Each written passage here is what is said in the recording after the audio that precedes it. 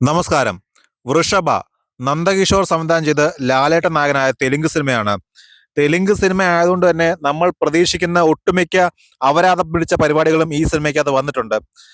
അത് ഒന്നാമത്തെ കാര്യം എന്ന് വെച്ചാൽ ഈ പറയുന്ന എഡിറ്റിംഗ് ആണ്. വെറും കച്ചറ എഡിറ്റിംഗ്. അതായത് വളരെ ഔട്ട്ഡേറ്റഡ് ആയിട്ടുള്ള എഡിറ്റിംഗ് സ്റ്റൈലാണ് ഈ സിനിമയ്ക്കകത്ത് ഫോളോ ചെയ്തേക്കുന്നത്. അത് ഈ സിനിമയെ നല്ല രീതിയിൽ ഡിസ്കണക്ട് ചെയ്യുന്നുണ്ട് പ്രേക്ഷകരിൽ നിന്നിട്ട്. പിന്നെ രണ്ടാമത്തെ കാര്യം, ഈ ഡബ് ചെയ്ത പിന്നെ സിനിമകൾ ഇവിടെ വരുന്ന സമയത്ത് അതിലെ ഡയലോഗ് ഒക്കെ വൻ കോമഡിയാണ്. ആ പ്രശ്നം ഈ സിനിമയ്ക്കകത്തുണ്ട്. പറയുന്നതൊന്നും തന്നെ ഒരു ബന്ധമില്ലാതെ എന്തൊക്കെയോ സാഹചര്യത്തിന് പിന്നെ അനുയോജ്യമല്ലാത്ത രീതിയിൽ സംസാരിക്കുന്ന പോലെയാണ് ഇതിനകത്തെ ഡയലോഗുകൾ എഴുതി വെച്ചേക്കുന്നത്. നല്ല ഒന്നാം തരം പിന്നെ അപരാധം പിടിച്ച ഡയലോഗുകളാണ് എല്ലാം. വലിയ ഹൈപ്പൊന്നും ഈ സിനിമയ്ക്ക് ഉണ്ടായിരുന്നില്ല. ഒരുപക്ഷെ 2-3 തവണ റിലീസൊക്കെ മാറ്റി വെച്ചതുകൊണ്ടായിരിക്കാം. പിന്നെ അത് മാത്രമല്ല, തെലുങ്ക് സിനിമയാണല്ലോ. അപ്പൊ അത്തരത്തിൽ വലിയ വലിയ രീതിയിൽ ഒരു പേരും പ്രശസ്തിയില്ലാത്തൊരു ഒരു സംവിധായകനാണ് ഇദ്ദേഹം, ഈ നന്ദകിഷോർ എന്ന് പറയുന്നത്. ഞാൻ ആദ്യമായിട്ടാണ് കേൾക്കുന്നത്.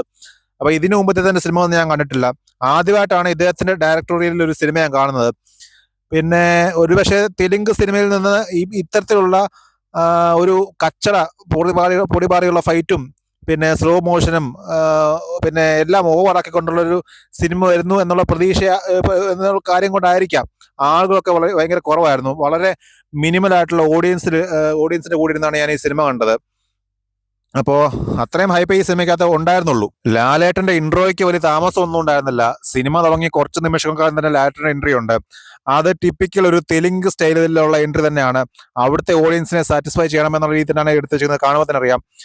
കുതിരപ്പുറത്ത് വന്നിട്ട് ഒരു കുറച്ച് നേരം വായുവിൽ ഇരുന്നുള്ള ഫൈറ്റാണ്. വാളും പിടിച്ചോണ്ട് എയറിൽ നിന്നിട്ട് കണ്ടാണ് ലാലേട്ടൻ ഫൈറ്റ് ചെയ്യുന്നത്. അത്തരത്തിലുള്ള പിന്നെ VFXന്റെ കാര്യമൊന്നും പറയാതിരിക്കുന്നതാണ് നല്ലത്. ഈ പറയുന്ന ഫസ്റ്റിലെ ഇൻട്രൊഡക്ഷൻ ഫൈറ്റിൽ തന്നെ ഈ നായികയല്ല, ലാലേട്ടന്റെ പിന്നെ വൈഫായിട്ട് വരുന്ന ആ പുള്ളിക്കാരി ഉറുമി പോലത്തെ സാധനം എടുത്ത് വെച്ച് വീശുന്ന ഒരു സീനൊക്കെ ഉണ്ട്. അതിനകത്ത് ആ ഉറുമിയുടെ VFXും ആ ഉറുമി കൊണ്ടിട്ട് പിന്നെ ആളുകളുടെ കഴുത്തേന്ന് ചോര ഇറക്കുന്ന VFXും എല്ലാം, ചോരയുടെ VFX ഒക്കെ ഭയങ്കര കോമഡി ആയിരുന്നു. അതായത് വലിയ പിന്നെ മലയാളികളെ സംബന്ധിച്ചിടത്തോളം അത്യാവശ്യം ബഡ്ജറ്റുള്ള സിനിമ തന്നെയാണ്. അവർക്കൊന്നും ഇതൊന്നും വലിയ ബഡ്ജറ്റൊന്നും അല്ല. അവരുടെയൊക്കെ നോർമൽ ബഡ്ജറ്റ് എന്നുള്ള രീതി പറയാൻ പറ്റുന്ന ഒരു ബഡ്ജറ്റാണ് ഈ സിനിമയ്ക്ക് കൊടുത്തേക്കുന്നത്. പക്ഷെ മലയാളികളെ സംബന്ധിച്ചിടത്തോളം ഇവിടെ ഇതൊരു വലിയ ബഡ്ജറ്റാണ്. ആ ഒരു പിന്നെ ക്വാളിറ്റി ഇതിന്റെ VFX ഇല്ല. അത് കഴിഞ്ഞിട്ട് കുതിരയ്ക്ക് അത് ചേസ് ചെയ്യുന്ന സീനിനകത്തൊക്കെ ഗെയിമിനകത്ത് പോകുന്നു. പിന്നെ ഗെയിമിനകത്ത് ഇങ്ങനെ പോകത്തില്ലേ, അതുകൂട്ടുണ്ട്. ഒരു ഗെയിമിന്റെ രീതിയിലുള്ള VFXും അതുപോലെ ഫൈറ്റിനകത്ത് പിന്നെ അണ്ടർ വാട്ടറിനകത്ത് പോകുന്ന അതെല്ലാം തന്നെ ഒരു ക്വാളിറ്റി ഫീൽ ചെയ്യുന്നില്ല. ടെക്നിക്കലി വളരെ പൂർ ആയിട്ടുള്ള സിനിമയായിട്ടാണ് എനിക്ക് തോന്നിയിട്ടുള്ളത്. ഇതിന്റെ കഥ ട്രെയിലർ കാണുമ്പോൾ തന്നെ നമുക്ക് ഏകദേശം മനസ്സിലാവും.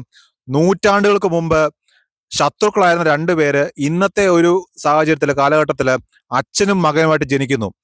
അത് ഒരു വൺ ലൈൻ കേട്ട് കഴിഞ്ഞാൽ നല്ല രീതിയിൽ ഉള്ളൊരു സിനിമയ്ക്ക് വേണ്ടിയിട്ടുള്ള ഒരു ത്രെഡ് തന്നെയാണത്. പക്ഷെ അത് ഡെവലപ്പ് ചെയ്ത് സ്ക്രിപ്റ്റ് ആയപ്പോഴത്തേക്കും വൻ കോമഡി ആയിപ്പോയി. ഒട്ടും അങ്ങോട്ട് യോജിച്ചു പോകാൻ പറ്റാത്ത രീതിയിലാണ് ഇതിനകത്ത് എല്ലാം തന്നെ. ഇപ്പൊ ഡയലോഗ് ഒക്കെ തന്നെ കഴിഞ്ഞാലും വൻ കോമഡിയാ. ലാലേട്ടൻ 2 കാലഘട്ടത്തിലുണ്ട്. അപ്പോ നൂറ്റാണ്ടുകൾ പഴയ കാലഘട്ടത്തിലെ കഥാപാത്രത്തിന്റെ പേര് രാജ വിജയേന്ദ്ര വൃഷഭ. പിന്നെ ഇപ്പോഴത്തെ കാലഘട്ടത്തിൽ ലാലേട്ടന്റെ കഥാപാത്രത്തിന്റെ പേര് ആദിദേവവർമ്മ. ഇങ്ങനെ 2 കഥാപാത്രങ്ങളെയാണ് ലാലേട്ടൻ അവതരിപ്പിക്കുന്നത്. അതായത് നമ്മുടെ കങ്കുവയിലെ സൂര്യ എങ്ങനെയാണോ അഭിനയിച്ചത് അതുകൊണ്ട് തന്നെയാണ് ഇതിന്റെ കഥ പോകുന്നത്. ഇതിന്റെ ടെക്നിക്കൽ വശങ്ങളിലേക്ക് ഞാൻ കടന്ന് ഓരോരുത്തരുടെ പേര് എടുത്തു പറഞ്ഞ് അവരെ അപമാനിക്കാണ്ട് ഞാൻ നിൽക്കുന്നില്ല. VFXന്റെ കാര്യം ഓൾറെഡി പറഞ്ഞു എത്രത്തോളം വലിയ കോമഡി ആണെന്നുള്ളത്. ഇനി മ്യൂസിക് ആണെങ്കിൽ തന്നെ ഈ ചെവിക്കത് തുളഞ്ഞു കയറുന്ന രീതിയിലുള്ള തലവേദന എടുക്കുന്ന ടൈപ്പ് മ്യൂസിക് ഒന്നും ചെയ്തിട്ടില്ല. പക്ഷെ മ്യൂസിക്, ബാക്ക്ഗ്രൗണ്ട് സ്കോർ ആയിക്കോട്ടെ, ഇതിന്റെ പാട്ടുകളായിക്കോട്ടെ, ഒട്ടും അങ്ങോട്ട് പിന്നെ ഇഷ്ടപ്പെട്ടതേ ഇല്ല. എല്ലാം ഭയങ്കര ബോറായിട്ടാണ് തോന്നിയിട്ടുള്ളത്.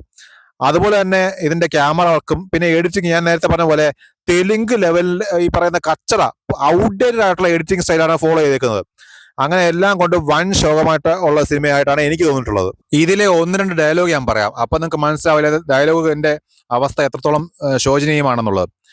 ഈ ലാലേട്ടന്റെ മകന്റെ കാമുകി ഇദ്ദേഹത്തോട് പറയുകയാണ്, അമ്മമാർ കുഞ്ഞുങ്ങളുടെ നെറുകയിൽ മുത്തമിടുന്നത് എന്തിനാണെന്നറിയാമോ? ഒരു വലിയ ലോകത്തേക്കുള്ള അവരുടെ 3ാമത്തെ കണ്ണു തുറക്കാൻ. ഇത് ഒരു ഡയലോഗ്. ഇനി അടുത്ത ഡയലോഗ്, സ്ത്രീ ഹത്യ എന്ന് പറയുന്ന ഒരു പാതകമാണ്, അത് സ്വന്തം അമ്മയോടാണെങ്കിൽ മഹാപാതകം.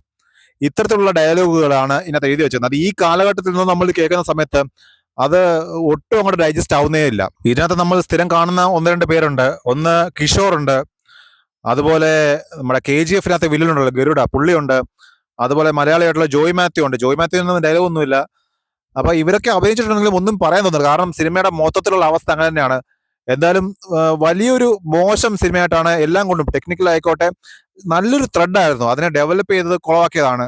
അപ്പോൾ വളരെ മോശം ഒരു തിയേറ്റർ എക്സ്പീരിയൻസ് ആയിട്ടാണ് എനിക്ക് പേഴ്സണലി ഈ സിനിമ തോന്നിയിട്ടുള്ളത്.